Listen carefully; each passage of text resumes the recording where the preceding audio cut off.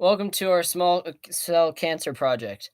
I chose to research this because I want to learn more about small cell cancer as it killed my grandma. Lung cancer starts when cells of the lung become abnormal and begin to grow out of control. As more cancer cells develop, they can form into a tumor and spread to other areas of the body. This cancer is prevalent and affects many people. The cell cycle of this cancer includes four parts.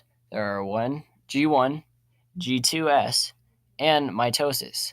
Interphase, which is the resting phase between successive mitotic divisions of a cell, or between the first and second divisions.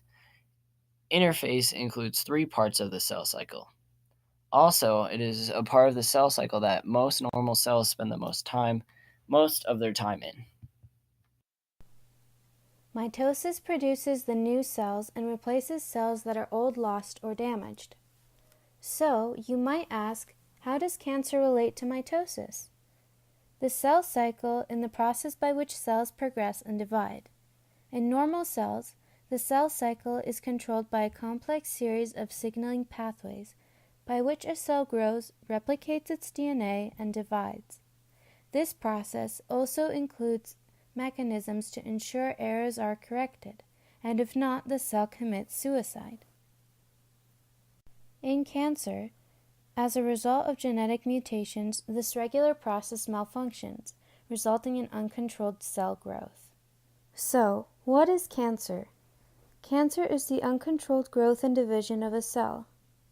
Cells will keep growing and dividing even if your body does not need them. A tumor is a swelling of a part of a body, generally without inflammation, caused by an abnormal growth tissue. There are two types of tumors. The first is called a benign tumor. This is a tumor that lacks the ability to invade any neighboring tissue. Therefore, these do not spread or invade. However, they can be quite large. The second kind of tumor is called a malignant tumor. This means that the tumor is made of cancer cells, and it can invade any other nearby tissues.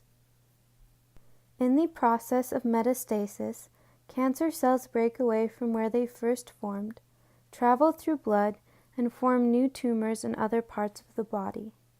Some causes of this cancer are smoking, exposure to air pollution, arsenics in drinking water, and family history of this cancer. The chances of getting this cancer can be reduced by staying away from tobacco, eating a healthy diet, and avoiding radon. 42.1% of Americans get lung cancer every year, and 135,000 die from it. Usually, men and older people get this type of cancer, and also it is more common in Hungary than the US. Small cell lung cancer is often treated by combination chemotherapy and radiation.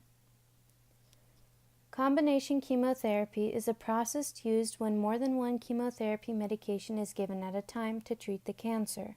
In the past, cancer was often treated with a single drug. However, current treatments for many types of cancer use a combination of two or more different drugs simultaneously. Radiation is when they use beams of intense energy to kill cancer cells.